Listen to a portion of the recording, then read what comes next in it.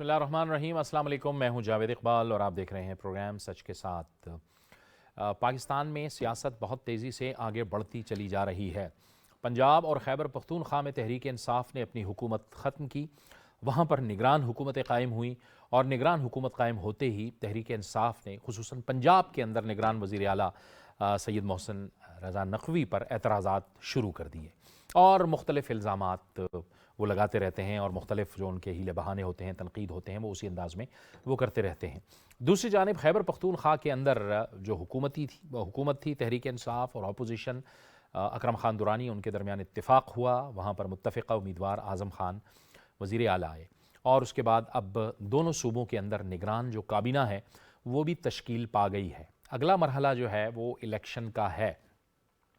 सवाल यहाँ पर यह पैदा होता है कि तहरीक इंसाफ के पास तो वक्त मौजूद था, वो इन दो सूबों के अंदर हुकूमत में रह सकते थे, लेकिन उन्होंने अपनी हुकूमत ख़त्म की और पंजाब में भी यही कुछ हुआ। उनके इत्तेहादी उनको बताते रहे कि हुकूमत ख़त्म ना करें, लेकिन उन्होंने हुकूमत ख़त्म की और अब वहाँ पर जो निगरान सेटअप बना है उस पर वो तनकीद कर रहे हैं, तो यकीनी तौर पर सवालात पैदा होते हैं।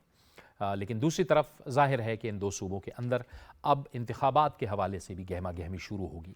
मुल्क की जो माशी सूरत हाल है वो बड़ी दगरगूं है। हुकूमत ने बहरहाल अब ये फ़ैसला किया है कि IMF का प्रोग्राम बहाल किया जाएगा और IMF का जो वफ़द है वो पाकिस्तान आने वाला है। तो आने वाले दिनों में क्या मईशत की बेहतरी हो सकती है और जो सियासी सूरत हाल है वो क्या रुख इख्तियार करेगी, इस पर हम बात करेंगे। इसके लिए हमें ज्वाइन कर रहे हैं स्टूडियोज़ में पाकिस्तान मुस्लिम लीग नून से चौधरी जाफ़र इकबाल। चौधरी साहब, आपको बहुत खुशामदीद कहते हैं। और पाकिस्तान पीपल्स पार्टी से हमें ज्वाइन कर रहे हैं नादिर गबोल। नादिर गबोल साहब, आपको भी बहुत खुशामदीद कहते हैं। नादिर गबोल साहब, आपसे अगर हम आगाज़ करें, आज इमरान खान ने एक बार फिर इल्ज़ामात लगाए हैं, इल्ज़ामात से शुरू होते हैं, इल्ज़ामात लगाते हैं और उनका जो तोपों का रुख था वो सिंध हुकूमत की जानिब था और नए इल्ज़ामात लगाए हैं उन्होंने, क्या कहिएगा आप? कि इमरान खान साहब के लिए क्या कह सकते हैं। उनकी जो ज़िंदगी है वो इल्ज़ामात से शुरू हुई थी। इल्ज़ामात उन पे भी लगते रहे जब वो क्रिकेटर थे। उसके बाद उनकी जो पर्सनल लाइफ थी उस पे भी उनके इल्ज़ामात लगते रहे। अब उनको इल्ज़ामात के हमारे पे लगाने के अलावा कुछ और समझ आ नहीं रहा। जो उनके पास 3.5 साल थे, उसमें उन्होंने अगर परफॉर्मेंस दी होती तो ना उन पे इल्ज़ामात लगते, ना उनको हम पे इल्ज़ामात लगाने की ज़रूरत पड़ती। सिर्फ अपनी कार्रवाई की वो बात करते, पाकिस्तान की आवाम के लिए अगर कुछ किया होता उसकी बात करते। अब उनके पास कुछ और करने को है नहीं। पंजाब और KPK की हुकूमत से भी वो हाथ धो बैठे हैं। फारिग बैठे हुए नेशनल असेंबली में वापस आने का सोचा था उन्होंने, पर वो भी ट्रम्प कार्ड स्पीकर साहब ने यूज़ करके वो भी उनका वापसी का रास्ता रोक दिया। तो ज़ाहिर सी बात है, बेरोज़गार आदमी बैठ के इल्ज़ामात ही लगाएगा और कुछ है नहीं उनके पास करने को। फारिग हैं आजकल। उनको चाहिए इस वक़्त कि वो खामोशी से बैठें। अगर उनको वाक़ई में लगता है कि वो बहुत पॉपुलर लीडर है तो कोई 6-8 महीने मज़ीद लगेंगे इंशाल्लाह। इलेक्शन इसी साल ही होने, आईनी जो टाइम लिमिट है इस असेंबली का वो ख़त्म हो जाएगा अगस्त में। उसके बाद वो तैयारी पकड़ें और फिर दूध का दूध पानी का पानी हो जाएगा। बल्कि अभी मैं तो उनसे ये रिक्वेस्ट करूँगा कि कभी भी स्पेस नहीं छोड़नी चाहिए डेमोक्रेसी के अंदर और सियासत के अंदर। आज इलेक्शन कमीशन ऑफ पाकिस्तान ने 33 सीट्स की जो इलेक्शन है हम्म। वो भी मार्च 16 के लिए कर दिया, उसकी डेट पक्की कर दी है। तो उसके लिए तैयारी पकड़ें और मुझे उम्मीद होगा कि इमरान खान इस दफ़ा अपने अलावा किसी को खड़ा करेंगे। अगर वो कहते हैं कि उन्होंने यंगस्टर्स को अपने पीछे लगाया है, यंगस्टर्स को निकाला है घरों से बाहर, तो होपफुली वो यंगस्टर्स को इस दफ़ा इलेक्शन का टिकट देंगे और खुदगर्जी के एक जो मिसाल उन्होंने माजी में कायम किया है उसको इस दफ़ा दोबारा से दोहराएंगे नहीं और पाकिस्तान की जो गवर्नमेंट की जो फंड्स हैं उसको ज़ाया नहीं करेंगे। क्योंकि पिछले भी जो राउंड ऑफ इलेक्शन हुए थे, बाई इलेक्शन, उनमें तमाम सीटों पे वो खड़े होते, 9 सीट्स पे 7 पे वो जीते थे। अब उन 7 सीटों पे भी सिवाय एक के आई थिंक मियाँ वाली सीट उन्होंने रिटेन की हुई है। तो 7 की 7 सीट पे बल्कि दोबारा इलेक्शन करने की ज़रूरत पड़ेगी और every election cost the national exchequer a lot of money, जो कि पाकिस्तान के पास इस वक्त नहीं है।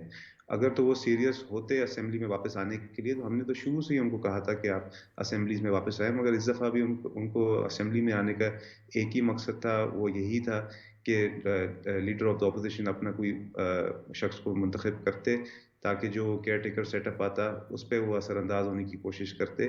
उन्होंने ये गलती तब रियलाइज़ की जब पंजाब के अंदर उनको लगा कि जब वो इस्तीफ़े देंगे तो केयर टेकर सेटअप शायद उनके लिए फेवरेबल होगी, मगर जब केयर टेकर सेटअप में उनके पसंद का शख्स नहीं आया तो उन्होंने रियलाइज़ किया कि बहुत बड़ी गलती हो गई। बल्कि परवेज़ इलाही साहब की जो कल ऑडियो लीक हुई है फवाद चौधरी के मुतालिक, उससे भी वाज़ेह हो गया कि परवेज़ इलाही साहब भी इमरान खान साहब के साथ दिल से एक साथ नहीं थे। हालाँकि उन्होंने इमरान खान साहब की बात मानी, पर परवेज़ इलाही साहब भी ओपिनियन उनका यही था कि असेंबली को अपनी मुद्दत कंप्लीट करनी चाहिए थी। अब पाकिस्तान की जो सूरत हाल है, आज आपने देखा कि मज़ीद जो हमारा रुपी है वो अप टू 20% डिवैल्यू कर चुका है। तो तमाम पाकिस्तानी पॉलिटिकल लीडर्स को चाहिए कि एक प्लेटफॉर्म पे आके इकोनॉमिक सॉल्यूशंस मुल्क के लिए ढूंढें। बिलावल भुट्टो ज़रदारी साहब शुरू से ही कहते थे कि सारे पाकिस्तानी एक ही हैं, इमरान खान साहब को भी मिलकर चलना चाहिए तमाम पॉलिटिकल पार्टीज़ के। मगर इमरान खान साहब अभी भी इल्ज़ाम तराशी, और आज मुझे बड़ा अफसोस हुआ सुन के उनकी बातें कि उन्होंने कहा कि आसिफ ज़रदारी साहब ने उनके लिए उनको मरवाने के लिए टेररिस्ट तंजीमों को पैसे दिए। मुझे बहुत अफसोस इस बात से इसलिए हुआ क्योंकि पीपल्स पार्टी वो पार्टी है जो खुद शिकार रही है दहशतगर्दी की। हमारी जो लीडर शहीद मोहतरमा बेनज़ीर भुट्टो साहिबा, वो हमने खो दी। वो शहीद हुई इसी टेररिस्ट ऑर्गेनाइजेशन के हाथों। तो वो कैसे एक ऐसा घिनौना इल्ज़ाम हमारे ऊपर लगा सकते हैं? तो उनको चाहिए कि इस बचकाना सियासत से गुरेज करें, एक मैच्योर सियासत खेलें और पाकिस्तान के लिए कुछ सोचें, पाकिस्तान की आवाम के लिए सोचें, सिर्फ ठीक अपने लिए नहीं सोचें। ठीक है। हमें इस वक्त गुफ्तगू में तहरीक इंसाफ से नुसरत वाहिद साहिबा भी ज्वाइन कर रही हैं। नुसरत साहिबा, आपको भी खुश आमदीद कहते हैं। नुसरत साहिबा, वही बात जो हम कर रहे हैं कि एक तो आपकी हुकूमत थी, इन दो सूबों के अंदर आप मज़ीद हुकूमत कर सकते थे, लेकिन आपने अपनी हुकूमत ख़त्म की और उसके बाद अब पंजाब के अंदर जब निगरान काबीना बनी, निगरान सेटअप आया, तो आपने एतराज़ करना शुरू कर दिए। बेहतर ना होता कि आप अपनी हुकूमत को ख़त्म ही ना करते? बिस्मिल्लाहिर्रहमानिर्रहीम। बहुत शुक्रिया इकबाल साहब अपने प्रोग्राम में मुझे इनवाइट करने का। देखें, बेहतर तो बहुत सारी और चीज़ें भी हो सकती हैं कि ये लोग आते साथ ही जितना पैसा हम लोगों ने इकट्ठा किया हुआ था, कहाँ से कहाँ पहुँचा दिया था रिज़र्व को, उसको आते साथ ही इन्होंने 3 महीनों में ख़त्म कर दिया और पाकिस्तान को कहाँ पे पहुँचा दिया है आज के हम किसी मुल्क के पास भी चले जाएँ तो वो हमें देने के लिए तैयार नहीं है। बिल्कुल बेहतर होता कि अगर हम असेंबलियों में रहते, बिल्कुल बेहतर होता अगर हम अपनी असेंबलियाँ डिसॉल्व ना करते, लेकिन यहाँ पे जो एक बहुत ज़्यादा इम्पोर्टेंट चीज़ है वो ये है कि उस इंसान का जिसका नाम इमरान खान है, वो उसको इंसानों पे अभी तक इतना ज़्यादा एतबार है। हालाँकि 4 गोलियाँ खा चुके हैं वो, उनको पता है कि उनकी जान के दर पे हैं लोग, लेकिन उसके बावजूद वो इंसानों पे भरोसा करते हैं। वो कहते हैं कि नहीं, ऐसा नहीं हो सकता कि मैं अगर एतबार करूँगा तो मेरे एतबार को कोई ठेस नहीं पहुँचाएगा। लेकिन यहाँ पे क्या हुआ कि जैसे ही हम अपनी हुकूमत ख़त्म करते हैं, जो 2 नाम हमने दिए उनको बिल्कुल फ़ौरन डिसमिस करके ऐसे इंसान को लेके आ गए जो नज़र आ रहा है कि वो किसके साथ था, किसके साथ है और किसके साथ रहेगा और क्या कुछ कर रहा है। आप देखिए उनके आते साथ ही फ़ौरन फवाद चौधरी साहब गिरफ्तार हो गए। हमाद अज़हर के ऊपर पुलिस की गाड़ियाँ लूटने का और पता नहीं किस-किस चीज़ का इल्ज़ाम लग गया। तो ये वाली चीज़ें ऐसे ही नहीं हो जाती। ज़ाहिर है बहुत ज़्यादा प्री प्लान होता है ये सब कुछ कि हम आगे तो ये कुछ करेंगे, हम उनको सबक सिखाएँगे। क्योंकि उन्होंने हमें गिरफ्तार करवाया था, क्योंकि उन्होंने हमारे ऊपर मुकदमे चलाए थे। हालाँकि इसमें से एक बात भी दुरुस्त नहीं है, ना हम लोगों ने गिरफ्तार किया, ना हमने मुकदमे चलाए, ना हमने नैब को कायम किया, ना हमने इन दोनों को एक-दूसरे को मुकदमे चलाने को कहा या मना किया या 11 साल हमने ज़रदारी साहब को जेल में रखा और उनकी ज़बान कटवाई या जो भी हुआ। वो सारे प्रोसेस इनके अपने थे, ये लोग खुद कर रहे थे, खुद एक-दूसरे के दुश्मन थे। इंतखाबात से 1 डेढ़ साल पहले एक-दूसरे के खिलाफ बोलना शुरू हो जाते थे और कोई भी पार्टी जीत के हुकूमत में आ जाती थी। ये इनका अच्छा हमेशा से नुसरत वतीरा साहिबा, था। एक मिनट, और जो आपने पॉइंट्स रेज किए हैं, मैं चौधरी जाफर इकबाल साहब को भी गुफ्तगू में शामिल करता हूँ। जरा क्विक गुफ्तगू करेंगे। चौधरी साहब, आप फरमाइएगा, फवाद चौधरी साहब की कोई सियासी गिरफ्तारी है ये? और जो एतराज़ात उन्होंने उठाए हैं उसका भी आप जरा रिस्पॉन्ड करें। बिस्मिल्लाहिर्रहमानिर्रहीम। बहुत शुक्रिया। आपने जहाँ से बात शुरू की और मैं भी बतौर सियासी कारकुन जो समझता हूँ कि पॉलिटिक्स में या कहीं भी अगर आपकी ये पीटीवी का भी लगाएं तो आपको जो टाइम दिया गया है कि आपने हफ्ते में इतने दिन शो करना है, इतना टाइम करना है, अगर आप उसे यूटिलाइज़ करके और उससे बेहतर नहीं बना सकते और बैठ के बाकी सारे सेटअप जो है पीटीवी का उसके ऊपर सुबह शाम बहस करते रहते हैं तो वो बेजा है। इमरान खान साहब ना तो अच्छे अपोजिशन लीडर बन सके, ना अच्छे हुकूमती सरबराह बन सके, इसलिए कि जो हासिल था वो इस्तेमाल नहीं किया। भाई, आपको बतौर अपोजिशन लीडर किसने मना किया 2014 से लेके 18 तक कि आप बाहर असेंबली के जाके बैठे रहें? चाइनीज़ प्रेसिडेंट आए, नहीं असेंबली आए, तुर्की प्रेसिडेंट आए, नहीं आए, इंडोनेशियन प्रेसिडेंट आए, नहीं आए, कोई मुश्तरका इजलास है वो गायब हैं। जब वज़ीर आज़म बने किसी के साथ बैठने को तैयार नहीं है। क्या ऐसा मुमकिन है कि पूरे पाकिस्तान के अंदर सारी आबादी को इस तरह से वो पढ़ाया सिखाया जाए कि वो सिर्फ इमरान खान साहब की तरफ देखें और कोई बात ही ना करें, और जो वो कहें उसको मनोन मानते जाएं? ऐसा मुमकिन नहीं है। आपने परवेज़ इलाही साहब पे एतमाद किया, हमने तो नहीं कहा आपको एतमाद करें। अब अगर किया, हुकूमत तोड़ दी, और उसके बाद परवेज़ इलाही साहब बताने चले हैं कि क्या क्या होता रहा, गुजरता रहा, तो ये तो होता है जब 2 4 5 लोग ऐसे इकट्ठे होते हैं जिनका नज़रिया एक नहीं है, जिनका मंशूर एक नहीं है, तो जब बिखरेंगे, मुफादात के तहत हुए ना, तो फिर ये सारी बातें करेंगे। अब अगर आज की सूरत हाल पे आ जाएं कि जी वो कौमी असम्बली में थे, अब वो चाहते हैं कि अपोजिशन का रोल अदा करें। भाई आप आज चाहते हैं, आपको किसने कहा था कि आप छोड़ के जाएं? किसने कहा था इस्तीफे दें? आप बैठते, अपोजिशन का रोल अदा करते। आप इस काबिल नहीं हैं। आपको एक चीज़ आती है, इल्ज़ाम लगाना। वो आप अपनी पार्टी के लोगों पे भी लगाते हैं। वो कभी कहेंगे मुझे जो है वो MNAs MPAs अच्छे नहीं मिले, एजेंसियों के ज़रिए कोरम पूरा करना पड़ता है। कभी कहेंगे ब्यूरोक्रेट्स मुझे अच्छे नहीं मिले, कभी कहेंगे मीडिया ही पाकिस्तान का अच्छा नहीं मिला। मतलब कोई एक चीज़ ऐसी, पाकिस्तानी अच्छे नहीं मिले, हर जगह ये उनका है। जब इमरान खान साहब अमेरिका गए थे, अभी ये फरमा रही थी मोहतरमा साबिक MNA हैं, काबिल एहतराम है, पार्लियामेंटेरियन है, कि जी मुकदमात हमने नहीं बनाए। वो जो बड़के मार रहे थे, मैं एयर कंडीशन उतरवा दूंगा, मैं जेलों में बंद कर दूंगा, मैं मूँछों से पकड़ के नाम लेके के ये कर दूंगा, वो कौन था? क्या इमरान खान साहब थे? अगर वो थे, आपने ये सारा कुछ किया। मैं कतन ये नहीं कहूँगा, बिल्कुल मेरी पार्टी गवर्नमेंट में है, मैं मुस्लिम लीग नून से बिलोंग करता हूँ, मैं एक सियासी कारकुन हूँ। मुझे इस बात पर एतराज़ है कि सियासी मुखालफत में पर्चे नहीं होने चाहिए। हमने मुशर्रफ का दौर भुगता, परवेज़ इलाही साहब वज़ीर आला थे, अभी भी 4 साल वो स्पीकर रहे और कुछ दिन वज़ीर आला रहे, तो हम गुजरात वालों ने भुगता इस सारे को।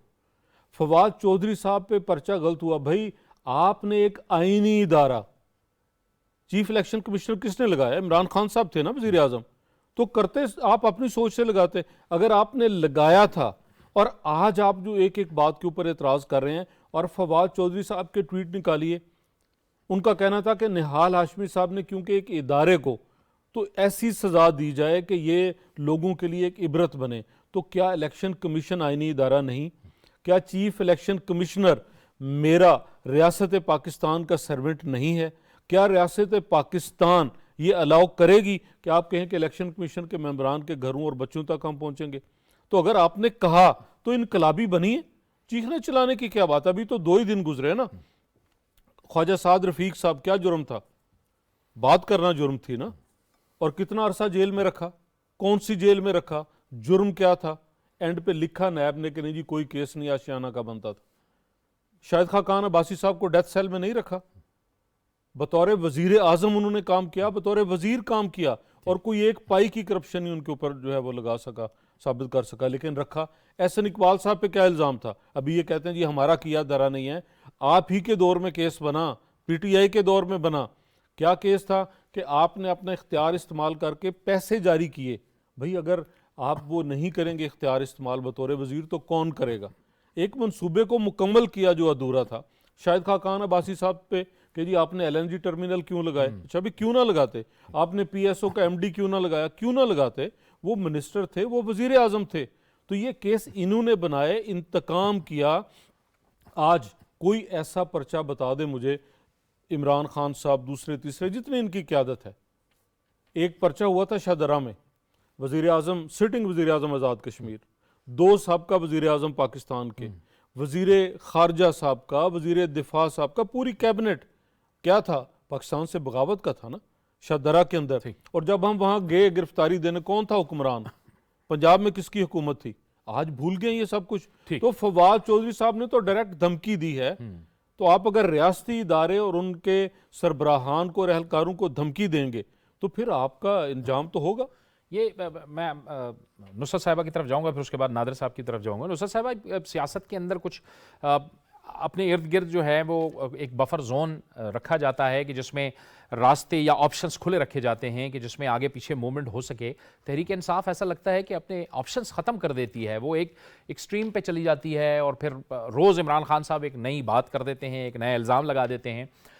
ये आप इस पर क्या कहेंगी कि कुछ ऑप्शंस आपके पास होने चाहिए थे लेकिन आपने अपने सारे दरवाजे बंद कर दिए, पार्लियामान से निकल गए, हुकूमतें ख़त्म कर दी आपने? बिल्कुल, क्योंकि मैं बिल्कुल जैसे शुरू में मैंने आपसे कहा कि उनको इंसानों के ऊपर इतना ज़्यादा भरोसा था कि वो अगर मुझसे निकलेंगे तो बिल्कुल जल्द ही अर्ली इलेक्शन और साफ सुथरे इलेक्शन का ऐलान हो जाएगा। जो इंटरिम गवर्नमेंट आएगी वो सही लोगों को चूज़ करके लेके आएंगे, ये नहीं कि जिनके ऊपर बहुत सारे इल्ज़ामात हों, बहुत सारी चीज़ें हों। इस तरह के लोगों को जब आप हुकूमत में लेके आते हैं तो फिर वो चीज़ें बहुत ज़्यादा गलत हो जाती हैं। जैसे अभी नून लीग के जो भाई साहब हैं उन्होंने कहा कि बहुत सारे लोगों के ऊपर मुकदमे किए हमने और उनको जेल के अंदर भी किया। हमारे ज़माने में किसी चीज़ कोई रिकॉर्ड जो है वो जला नहीं पिछले पूरे 3.5 साल में। लेकिन क्या इनके ज़माने में ऐसा हुआ? हर दूसरे दिन कोई ना कोई बिल्डिंग जल जाती थी, हर दूसरे दिन कोई ना कोई रिकॉर्ड जल जाता था। कितने ऑनेस्ट हैं ये इन्हें खुद पता है, इनको किसी को बताने की ज़रूरत नहीं है। कहाँ से आए इतने पैसे और किस तरह इन लोगों ने कमाया और कहाँ-कहाँ खर्च किया और कहाँ-कहाँ इन्वेस्ट किया। एक पहले 3 साल में नून लीग की हुकूमत के पहले 3 साल की बात कर रही हूँ मैं। एक 300 एमएलए बन गई। फिर उसके बाद वो चीज़ बढ़ती कहाँ से कहाँ चली गई। किस तरह इन लोगों ने कामा लिए, क्या-क्या कुछ किया? कुछ नहीं किया इन्होंने, कोई बेईमानी की नहीं, कोई चोरी नहीं की। ये सारे लीगल काम कर रहे थे। पैसा यहाँ से जाता था, वहाँ से वापस आता था, फिर इन्वेस्ट किया जाता था। पता नहीं क्या-क्या कुछ होता था। फिर वो सब साबित लोग साबित कहाँ हुआ? बेइंतहा वो शरीफ अदालतों में शफ़ा केस तो चले। देखिए साबित नहीं होता क्योंकि केस तो व्हाइट अदालतों कॉलर में चले ना। क्राइम इतना शदीद जालिम किस्म का है। आप ये समझ लें कि उसके तमाम रिकॉर्ड जला दिए जाते हैं, तमाम रिकॉर्ड गायब कर दिए जाते हैं, सारे अच्छा, 2 मिनट बाइज्जत रुकिएगा, रिहा हो जाते हैं, 1 मिनट रुकिएगा, मैं बाइज्जत सब चले जाते ठीक। हैं। तो मतलब नुसरत साहब 1 मिनट रुकिएगा। पीटीआई जी, जी, चौधरी साहब अगर आप कोई कहना चाह रहे इल्ज़ाम हैं? ये कहना कि साबित नहीं होता, ये बिल्कुल इनका ऐसा आर्गुमेंट है जिसके पीछे खामखा ये छुपते हैं। जो कुछ हुआ होता है वो साबित हो जाता है। और इन्होंने एहतसाब कमीशन के पीके का क्या हशर किया, एंटी करप्शन के पीके का क्या हशर किया, क्यों किया, वो सारा सामने आ रहा है। मलिक रियाज साहब का पैसा पकड़ा गया बरतानिया में, साबित हुआ मनी लॉन्ड्रिंग हुई है, वापस आया। आपका लाडला कप्तान वजीर आजम था, उसने काबीना के अंदर इजाजत दी कि नहीं जी ये मलिक साहब को वापस कर दें। भाई आप करते जब्त, साबित हुआ कि नहीं हुआ? उसी बरतानिया में नवाज शरीफ, शहबाज शरीफ, हमजा शहबाज, सलमान शहबाज, सबके खिलाफ आपने केसेस किए। आज वो आपके जो एहतसाब के नारे लगाते थे शहजाद अकबर साहब, वो कहाँ हैं? क्यों नहीं साबित कर सके? अगर मलिक रियाज का पैसा जो चोरी था साबित हो गया, हमारा किसी का होता तो वो भी साबित होना था। नहीं आप कर सके। आप किसी काम करने के ना अपोजिशन और ना हुकूमत करने के लायक हैं, सीधी सी बात है। हाँ, एक काम आपको आता है, इतराज़ करना। हुकूमत आपकी टूटी, परवेज लाई साहब बैठते गवर्नर साहब के साथ, आप कोई अच्छा बंदा दे लेते, करते इंसिस्ट उसके ऊपर आप कि आप अच्छा बनाना चाहते हैं। और शायद परवेज लाई साहब से अच्छा आपको पंजाब में और कोई मिलने वाला भी नहीं था। मोहसिन नकवी साहब का देख लें और परवेज लाई छोड़ें, उनके एक साहबजादे मोनिस लाई का देख लें। बात आप तब करें जब आपने कोई भला काम किया हो। और मोहसिन नकवी साहब करेंगे, चलाएंगे। इलेक्शन तो इलेक्शन कमीशन ने करवाने हैं। पंजाब गवर्नमेंट या केपीके गवर्नमेंट का क्या उसमें अमल दखल होगा? कुछ भी नहीं, सिर्फ जो है एहलकार मुहैया करना। तो इलेक्शन कमीशन सिकंदर सुल्तान राजा साहब के साथ हमने बहुत सारी पोजीशंस पे काम किया है। भले आदमी हैं, अपने काम में बहुत महारत रखते हैं, कॉम्पिटेंट हैं, दयानतदार हैं और वो अपना काम ठीक से कर रहे हैं। यही आपको उनसे गिला भी है। जी, नादिर कबूल साहब, यहाँ से आगे निकलना है। ये इल्ज़ामात जो हैं ये तो सिलसिला जारी है, ये तो ख़त्म होने ही नहीं पा रहे। अब ज़ाहिर है इलेक्शन कमीशन ने ऐलान भी कर दिया है 16 मार्च को 33 जो सीटें हैं जो खाली हुई हैं ज़िमनी इंतखाबात में। तो अब ज़िमनी इंतखाबात में मामला जाएगा। देखिए ज़िमनी इंतख़ाबात बिल्कुल ऐलान हो चुके हैं और ये आइन के तहत इसलिए हुए हैं बिकॉज़ आइन कहता है कि कोई भी सीट वेकेंट नहीं रहनी चाहिए और उस पर इलेक्शन कराने होते हैं। इस असेंबली का जो टेन्योर है, जिस तरह मैं ऑलरेडी अर्ज कर रहा था कि अगस्त तक है, तो अगस्त तक ये सीटें खाली तो नहीं रह सकती ना। तो इस वजह से जितनी भी सीटें खाली हो चुकी हैं, इंक्लूडिंग जो हमारी सीटें लियारी की जिसमें इमरान खान साहब डर के भाग गए, उन्होंने मुकाबला नहीं किया, इन सारी सीटों में इलेक्शन होना है। क्योंकि इन सीट जो होती है वो सीट नहीं होती है, सीट बेसिकली वो आवाम की नुमाइंदगी होती है। तो इन जितने भी ये हमारी जो आवाम है इन हलकों की, उनको नुमाइंदगी तो चाहिए ना। वो तो चाहते हैं कि ऐवानों में उनकी आवाज़ बुलंद की जाए। और आज बल्कि पीपल्स पार्टी का भी ओपिनियन था कि पंजाब और केपी की असेंबली में भी आइन के तहत 90 डेज में अपने वक्त के तहत हो जाने चाहिए इलेक्शंस, ताकि पंजाब और केपी के की जो जो आधा पाकिस्तान है, ये दोनों सूबे आधे पाकिस्तान से भी ज़्यादा बल्कि आबादी है, उनके जो आवाम है उनकी नुमाइंदगी ऐवानों में होनी चाहिए। उनके जो मसले मसाइल हैं उनको सुनने के लिए एक प्लेटफॉर्म होना चाहिए। तो पाकिस्तान पीपल्स पार्टी तो हमेशा से टाइम पे इलेक्शन रखने की हामी रही और आइंदा भी इंशाल्लाह हामी रहेगी। मैं इमरान खान साहब से आपके चैनल के थ्रू, आपके शो के थ्रू रिक्वेस्ट करूंगा कि वो इस दफ़ा वो गलती ना दोहराएं जो उन्होंने अभी 2 महीने पहले दोहराई थी कि हर सीट पे खुद ही खड़े हो गए। उनको चाहिए कि ये एक अच्छा एक्सरसाइज है उनके लिए, और अपने आप को अगर वो पॉपुलर समझते हैं, अपनी पार्टी को पॉपुलर समझते हैं, तो नए चेहरे लेकर आए, यंगस्टर्स को इस दफ़ा मौके दें। क्योंकि वो तो यही कहते थे ना कि 2018 में उन्होंने गलती की सीट बांटने में, तो ये एक अच्छा उनको मौका मिल गया कि मेरिट के ऊपर एक नई लीडरशिप लेकर आए, जो उनके पार्टी के जो बेसिक वर्कर्स हैं, जिन्होंने ग्राउंड रूट पे रह के काम किया है, आवाम के साथ रहे हैं, उनको अगर आप अभी मौका देंगे तो इंशाल्लाह फिर 2023 के जो जनरल इलेक्शंस होने हैं उसमें आपको ही फ़ायदा मिलेगा, आपकी जो सपोर्टर्स हैं उनको ही फ़ायदा मिलेगा। तो इलेक्शन के लिए बस आप तैयारी करें, और क्या कर सकते हैं। नुसरत साहिबा, आप लोग इलेक्शन में जाएंगे? क्योंकि पीडीएम ने तो ऐलान था कि वो इलेक्शन में नहीं जाएंगे। और क्या ये जो ज़िमनी इंतखाबात होंगे 16 मार्च को, उसमें एक बार फिर इमरान खान साहब ही सारे हलकों से इंतखाब लड़ेंगे, या आप लोग अपने मुख्तलिफ लोगों को टिकट्स देंगे? नहीं, इस दफ़ा खान साहब ही लड़ेंगे, क्योंकि क्योंकि ये ज़िमनी इलेक्शन है। जब नॉर्मल इलेक्शन होगा तो उसमें भी टिकट देंगे। और जिस तरह अभी भाई ने कहा कि जवान लोगों को, बिल्कुल नौजवानों को टिकट दिया जाएगा, जिस तरह मुराद सईद वगैरह वगैरह हैं, बहुत सारे और इस तरह के बच्चे हैं, उन सबको टिकट दिया जाएगा जो पार्टी के लिए काम करते रहे हैं, बहुत सिंसियरली करते रहे हैं। क्योंकि मैं बहुत पुराने ज़माने से इस पार्टी के साथ हूँ और मैं देखती हूँ कि बच्चे किस तरह काम कर रहे होते हैं, क्योंकि गाड़ियों के साथ भाग रहे होते हैं, भूख में, प्यास में, गर्मी में, छुरियाँ खाई उन्होंने, एमक्यूएम की, पत्थर खाए, पत्थर तो हम लोगों को भी पड़े।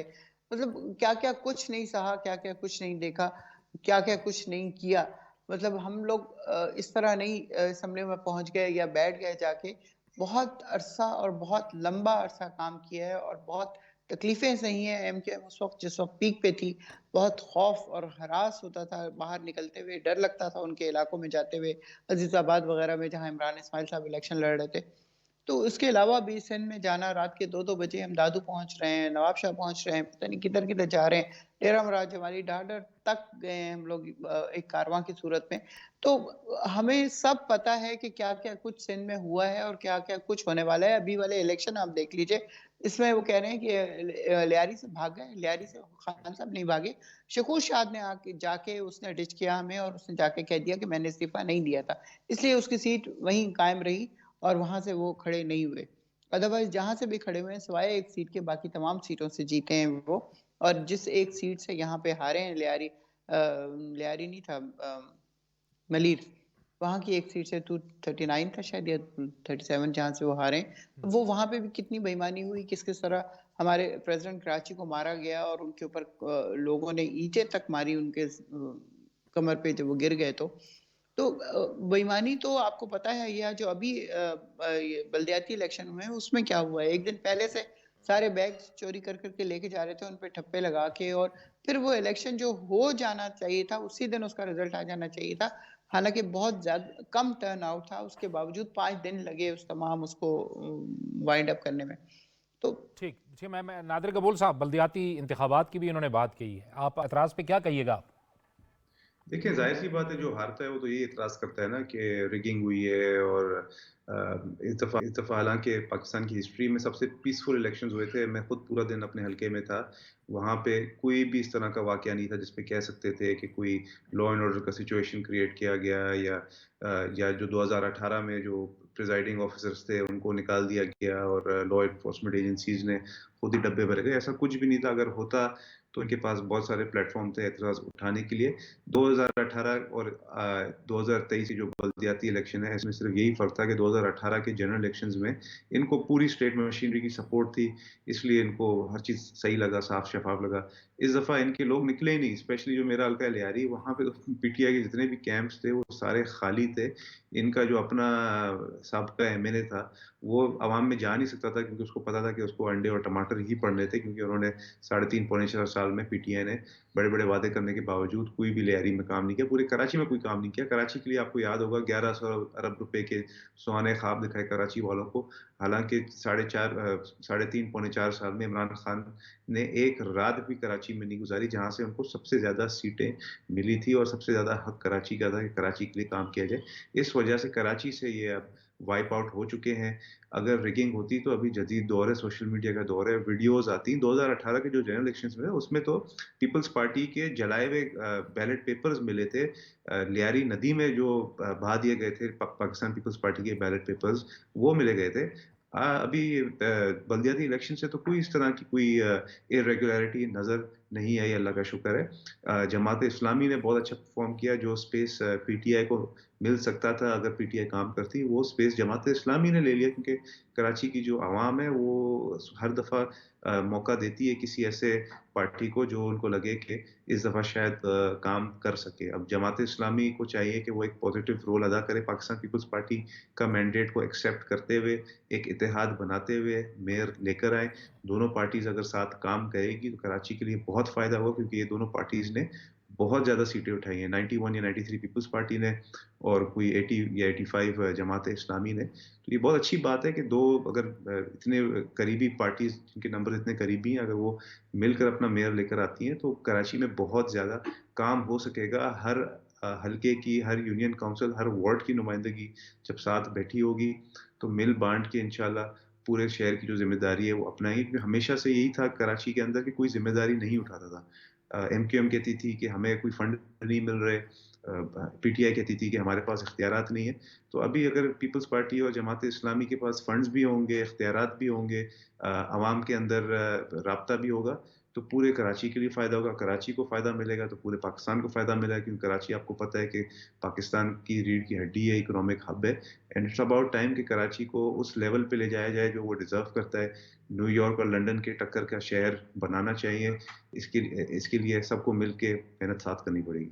जी, अब ये जो नई सूरत हाल पैदा हुई है, इलेक्शन पाकिस्तान ने फैसला किया है कि 16 मार्च को 33 जो ज़िमनी इंतखाबात हैं वो होने जा रहे हैं।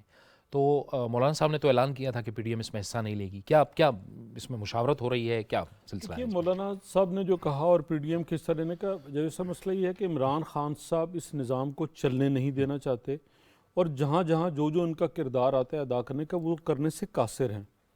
अब एक आइन और कानून और वोट और उस सारे के तहत वो ख़ुद तो वज़ीर आज़म बनना पसंद करते हैं, वो ख़ुद तो असम्बली में आना पसंद करते हैं, वो ख़ुद तो चाहते हैं कि उनको प्रोटोकॉल मिले, जहाज़ इस्तेमाल करें, हेली इस्तेमाल करें हुकूमतों के। लेकिन अगर कोई दूसरा शख्स एमएनए बन के या कोई हल्के की नुमाइंदगी करना चाहे तो उसमें वो रुकावट बन रहे हैं। जब एक चीज़ आपको पहले पता है, ठीक है आपने एक के बजाय 2 हल्कों में लड़ लिया, मेरे नज़दीक तो सिटिंग एमएनए ये कानून साजी होनी चाहिए और अभी कर लेनी चाहिए कि एक आदमी जो जिस असेंबली का मेंबर है, क्या वो उसी असेंबली की दूसरी सीट पे इलेक्शन लड़ सकता है इखलाकन? जब पता है कि आपने नुमाइंदगी नहीं करनी, क्या वो रियासत पाकिस्तान का मजाक नहीं उड़ा रहे? क्या मेरे एक आम आदमी का दिया हुआ इख्तियार जो है उसका मजाक नहीं उड़ा रहे? क्या वो जो पैसा है इस मुल्क का, गरीब आवाम का, टैक्स का, कारोबारी फ़र्द का, किसान का, ज़मींदार का, उसे वो ज़ाया करने का सबब नहीं बन रहे? कौन सी सियासी हिकमत अमली है जिसके तहत वो ये करना चाह रहे हैं? क्या वो शऊरी तौर पे इस मुल्क को तबाह करने के लिए सारे काम कर रहे हैं?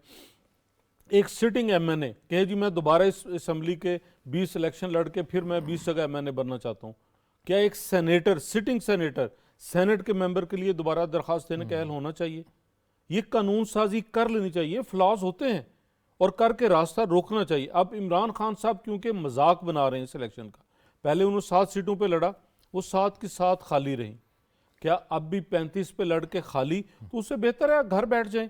अगर मेरे जैसा दूसरा तीसरा कोई सियासी वर्कर, वो क्यों मैदान में उतरेगा? सिर्फ इसलिए कि इमरान खान साहब की एक ख्वाहिश पूरी हो जाए। क्या वो इस सारी रियासत को, इस सारे निज़ाम को अपनी ख्वाहिशात के ताबे करना चाहते हैं? नुसरत साहिबा, ये भी एक अहम सवाल है ना कि आप लोग इलेक्शन लड़ रहे हैं, जीत जाएंगे, असम्बली में आ जाएंगे और फिर उसके बाद रिजाइन दे के चले जाएंगे, तो फिर अवाम नहीं सकते ना, वो हाँ, तो पहले एक सीट है उनके पास। जाहिर है कोई भी अगर यानी पीटीआई जो है वो इलेक्शन लड़ती है, जीतती है, असम्बली में आती है, फिर रिजाइन दे के चली जाती है। आप असम्बली में आते हैं, फिर रिजाइन दे के चले जाते हैं, तो फिर वो संजीदगी पे सवाल तो उठाते हैं ना लोग। देखिए, संजीदा तो हम हैं, जाहिर है, लेकिन जब हमारी हुकूमत को, जो चलती हुई हुकूमत थी, जो कि आपको पता है कि मुल्क किस तरह तरक्की करता हुआ ऊपर की तरफ जा रहा था, उसको जब ये 13 जमातें इकट्ठी होकर टॉपल डाउन करने की कोशिश करेंगी, तो मुझे बताइए उसके बाद कोई क्यों चाहेगा कि उस असेंबली में बैठे जहां पे बेईमानी के जरिए, चोरी के जरिए कॉन्स्पिरेसी होती है, और फिर उसके बाद वो उस कॉन्स्पिरेसी के बाद चलती हुई हुकूमत को, जो कि ऊपर की तरफ जा रही है, जिसकी हर चीज़ ठीक चल रही थी, जिसकी रेमिटेंस जो थी बेहतर थी, जिसकी जो रिजर्व में पैसे रखे हुए थे वो बहुत 8 अरब से 18 अरब पे पहुंच गए थे। फिर उसके अलावा आपके कारखाने सारे काम करने शुरू हो गए थे, आपकी एक्सपोर्ट बेहतर हो गई थी, आपके गरीबों के लिए वो काम हुए जो उससे पहले कभी किसी ने सोचे तक नहीं थे। तो उस हुकूमत को अगर आप गिरा देंगे और फिर आप एक्सपेक्ट करेंगे कि वो उसी तरह हंसते हुए चेहरों के साथ आए और वापस बैठे और इनके सारे टेंट्रम देखें और इनकी सारी वो जो भी इन्होंने नैब के तमाम कवानीन को चेंज किया और किस किस तरह बदला, वो सब हम बैठ के देखते मैं रहे चौधरी और साहब खुश से होते जल्दी से रहे। पूछ लूं कि बेहतर हो रहा था कि आपने खत्म की इनकी। देखिए, हुकूमत ख़त्म की तो MNAs के वोटों से हुई ना। जो इत्तेहादी जमातें इनकी थी तब वो भली थी, वो जाफ़र इकबाल को, वो शहबाज शरीफ साहब को वोट दें तो वो बुरी हैं। भाई अभी आपने पहले अमेरिका से शुरू हुए और आखिरी आप मोहसिन नकवी साहब तक आके टिके हैं कि उन्होंने हुकूमत गिराई, कल को पता नहीं किसका नाम लेंगे। तो अगर वही इत्तेहादी जमातें आपको वोट दें तो बहुत भली हैं। PTI का मैंडेट किसने चुराया? आपके MNAs के वोट तो नहीं डले ना वजीर आजम बनने के लिए।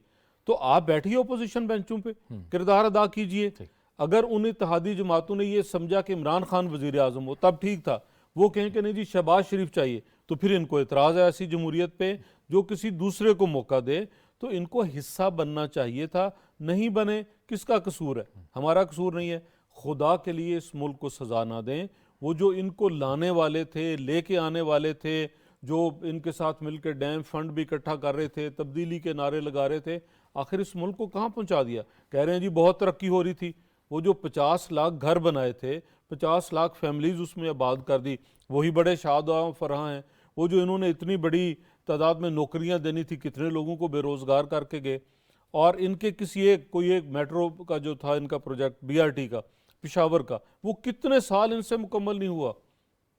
और इससे आगे चलिए, कोई एक काम बता दे मुझे। मैं तो बारहा MNA रही हैं मोहतरमा, मैं चैलेंज करता हूँ, 4 साल दौरे हुकूमत में कोई एक मेगा प्रोजेक्ट बता दें वो लंगर खानों के अलावा जो इन्होंने किया हो कि जी हमने बिजली घर इतने लगाए, हमने फ़लाँ मोटरवे, फ़लाँ इंडस्ट्रियल स्टेट, गवादर बंदरगाह पे कोई काम किया हो। कोई एक काम नहीं कर सके। बड़ी डिटाई से कहते हैं जी मुल्क तरक्की कर रहा था। लोग बेरोज़गार हो रहे हैं, लोग जो है वो खुदकुशियाँ करने पे मजबूर हो रहे हैं। IMF आप नहीं जा सके, वज़ीर ख़जाना आप बदलते रहे, ये सारा करके इस मुल्क को आपने एक अबहाम की कैफियत में रखा और आज भी उसी में रखे हुए हैं, उससे निकलने नहीं दे रहे। ये क्या आप बिल्कुल सियासत नहीं मजाक बना रहे हैं? खान साहब सियासत तो जो है वो एक इंतहाई संजीदगी इसके साथ होनी चाहिए Definitely. और ज़ाहिर है कि अवाम की भलाई के लिए होनी चाहिए, अवाम की खिदमत के लिए होनी चाहिए। वक्त ख़त्म हो गया। बहुत बहुत शुक्रिया चौधरी जाफ़र इकबाल साहब, नुसरत वाहिद साहबा आपने हमें ज्वाइन किया, नादिर गबोल साहब आपका भी बहुत बहुत शुक्रिया, आपने इस गुफ्तगू में ज्वाइन किया। एक ब्रेक का वक्त हो जाता है, ब्रेक लेंगे, ब्रेक के बाद प्रोग्राम जारी रहेगा।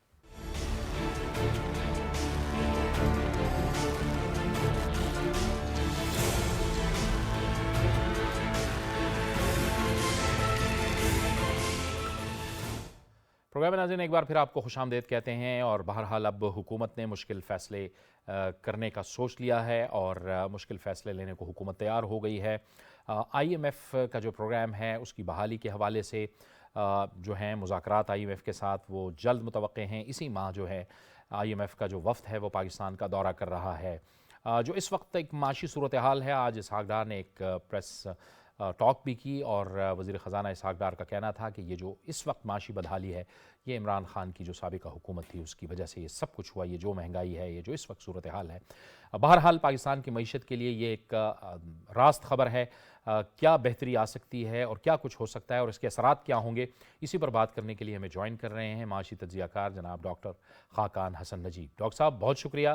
डॉक्टर साहब आप फरमाइए, पाकिस्तान ने बहरहाल फ़ैसला कर लिया है, क्या आप देख रहे हैं, मुमकिन असरात क्या होंगे, इसके फ़वाइद क्या होंगे और इसकी पाकिस्तान की मईशत पर असरात क्या होंगे? IMF का जो वफ़द है वो पाकिस्तान अब आ रहा है। बिस्मिल्लाहिर्रहमानिर्रहीम। जावेद भाई, जब भी हमने बात किया तो हमने यही कहा है, कोई भी मुल्क, और वो कोई पाकिस्तान के लिए खसूसन बात नहीं है, कोई भी मुल्क दुनिया का जब बैलेंस ऑफ पेमेंट्स के चैलेंज में आ जाता है, चाहे वो डोमेस्टिक लेड चैलेंज हो या जैसे कमोडिटीज़ का सुपर साइकिल आया उसका अफेक्ट भी हो, तो उसको IMF को एज एन एंकर यूज़ करना चाहिए। दूसरे ममालिक भी कर रहे हैं, बांग्लादेश प्रीएम्प्टिवली कर रहा है, पाकिस्तान तो पहले से ही IMF के प्रोग्राम में था और यही चीज़ मुझे हमेशा तक़वियत देती थी कि पाकिस्तान कंफर्टेबली सेल थ्रू करता रहेगा, बिकॉज IMF के प्रोग्राम में होते हुए ये उनका फर्ज है कि वो हमारी ग्रॉस फाइनेंसिंग नीड्स यानी कि जो इंटरनेशनल नीड्स हैं हमारी डॉलर्स में, उनको हम पूरा करने में हमारी भरपूर मदद करें और इंश्योर करें कि ऐसा हो। पर हुआ ये कि नवंबर के शुरू में जो IMF कमीशन पाकिस्तान आना था और 9th रिव्यू होना था, उसमें ऑफ कोर्स कुछ डिले हुआ और उस डिले की ऑफ कोर्स काफ़ी सारी वजूहात थी और उनमें जो सरफहरिस्त वजह थी वो ये थी कि हमने उनके साथ कुछ जो चीज़ें तय करनी थी, उनमें हुकूमत का ये ख्याल था कि शायद इसका बहुत बोझ जो है वो लोगों पर पड़ेगा और लोगों को बोझ इस वक्त बर्दाश्त करने की शायद सकत नहीं होगी। दूसरी बड़ी वजह इसकी ये थी कि फ्लड्स ने पाकिस्तान की जेन्युइनली जो नंबर्स थे, जिनको हम मैक्रो नंबर्स कहते हैं, जैसे शरह नमू, GDP ग्रोथ, इन्फ्लेशन, इनको डिस्टर्ब कर दिया था।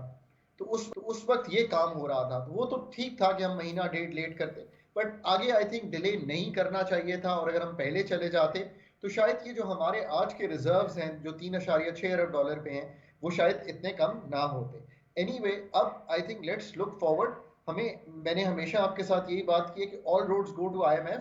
सो IMF के साथ अब हमें 31 जनवरी ऑनवर्ड्स वो सारी चीज़ें तय कर लेनी चाहिए जिनसे हमारे जो बेंचमार्क्स हैं, जो हमारे टारगेट्स हैं, जो हमारे फिस्कल डेफिसिट है, हमारा करंट अकाउंट है और सबसे बढ़ के कि ग्रॉस फाइनेंसिंग, यानी कि हमें जो 30 अरब डॉलर चाहिए वो कहाँ से आएंगे। IMF के पैसे हैं, बायलैटरल पैसे हैं, दोस्त ममालिक के पैसे हैं, कमर्शियल पैसे हैं। ये मैं क्यों कह रहा हूँ? मैं यूँ इसलिए कह रहा हूँ कि इससे मार्केट्स को तक़वियत मिलेगी। आपने जो एक्सचेंज रेट में भी मूवमेंट देखी है, बिकॉज ये एक ऐसा टॉपिक है जो इस वक्त पाकिस्तान के सारे जो बाशऊर लोग हैं वो समझते हैं और डिस्टर्ब्ड हैं इससे। इसको भी तक़वियत मिलेगी वंस हमारा ये जो इस वक्त स्टेट बैंक के ज़खायर हैं और ये जो डॉलर का लिक्विडिटी का एक क्रंच आया हुआ है, यानी कि हमारे पास जो डॉलर्स की फराहमी की जो कमी है वो दूर होना शुरू हो जाएगी और पाकिस्तान को इंटरनेशनल रसाई हासिल होगी, चाहे वो सऊदी अरेबिया से हो, चाहे डॉक्टर साहब यानी IMF के साथ चलेंगे तो दुनिया भी साथ फिर चलेगी। जावेद साहब दुरुस्त, इंटरनेशनल आर्किटेक्चर जावेद साहब कुछ इस तरह से बन गया है कि IMF जो है वो एक doctor of the last resort तो जरूर है, पर वो डॉक्टर भी है जो, याद रखिए, एक आर्टिकल 4 करता है। आर्टिकल 4 का ये मतलब नहीं है कि आपकी मईशत डिफिकल्टी में है। आर्टिकल 4 कंसल्टेशंस दुनिया भर के ममालिक से होती हैं, लोग बहुत भूल जाते हैं और बताते नहीं है ये बात। वो सारे मेंबर कंट्री से होती हैं और उसमें वो उनकी मईशत का हाल बताता है, वो उनकी मईशत की डेट सस्टेनेबिलिटी बताता है, फिजिकल सस्टेनेबिलिटी बताता है।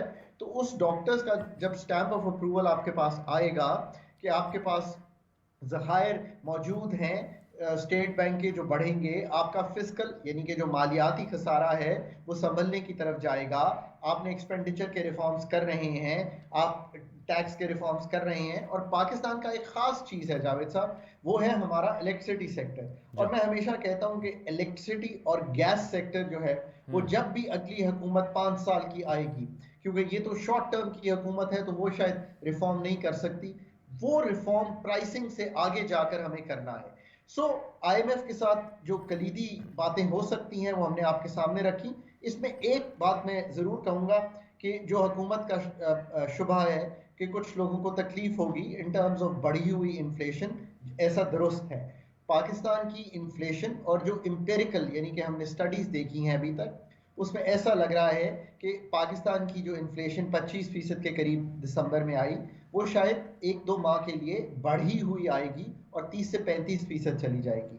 ये बात इसलिए भी है कि आपने रुपए की कदर में एडजस्टमेंट की है, दुनिया भर से आपने जो चीज़ें मंगवानी हैं वो महंगी हो गई हैं, कुछ आपके सप्लाई साइड कंस्ट्रेंट्स हैं।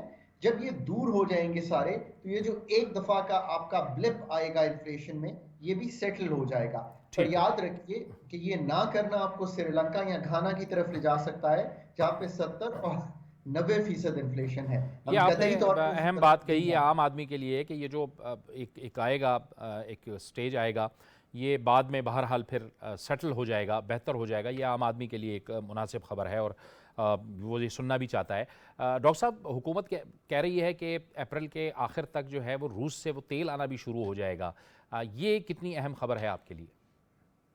तो देखिए, मेरे लिए ये अहम खबर इसलिए है कि हमें रूस से, जैसे कि हमारे नेबरिंग कंट्रीज जो हैं, एक बड़ी क्वांटिटी वहाँ से ले रही हैं और इस वक्त एक कैप है, याद रखिए, जो $60 का लगा हुआ है। इसको कंपेयर कीजिए कि ब्रेंट की आज कीमत $88 है।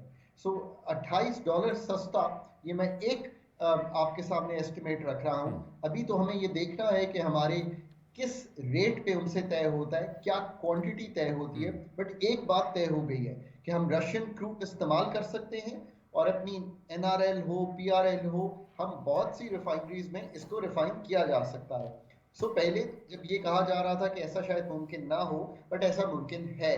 और अगर ऐसा मुमकिन है और रशियन क्रूड हमें एक बेहतर कीमत पे मिल सकता है, अब हमें ये देखना है कि उसकी क्वांटिटी क्या बनती है। मैं समझता हूँ कि एक ऐसी क्वांटिटी जिससे हमारी ओवरऑल प्राइसिंग में बेहतरी आए और हमारा इंपोर्ट बिल कम हो। और ये भी बात अगर हो सकती है कि उनसे हम ज़रूरी नहीं डॉलर्स में ही बात करें, हम और करेंसीज में भी उनसे बात कर सकते हैं अगर हमारे पास उनकी फराहमी हो। तो ये ज़रूर है कि हमें अप्रैल का बेहद इंतज़ार रहेगा कि रशियन क्रूड पाकिस्तान में वीट की तरह आए और उसकी कीमत जो है अगर $60 के करीब हो, जैसे कि हमारे नेबरिंग कंट्रीज एक वाफिर मिकदार ले रहे हैं, तो it will be a good ओमन फॉर पाकिस्तान। ठीक। और मईशत को सियासत से अलग करना, ये कितनी अहम बात होगी? अगर मुख्तसरन ये भी बता दें डॉक्टर साहब, ये बदकिस्मती से हम नहीं कर सके अभी तक। जावेद साहब, मैंने हमेशा गुजारिश की है और मुझे चूंकि मौका मिला है इन सब पार्टीज़ के साथ काम करने का, PPP के दौर में भी काम किया, PMLN के भी किया, PTI के भी किया, मैं हमेशा ये कहता हूँ कि दीज आर मैच्योर पीपल। इस वक्त जो मैच्योरिटी का सबूत है वो ये है कि पाकिस्तान में जो कॉन्स्टलेशन ऑफ डिफ़िकल्टीज़ है वो कभी भी नहीं हुई।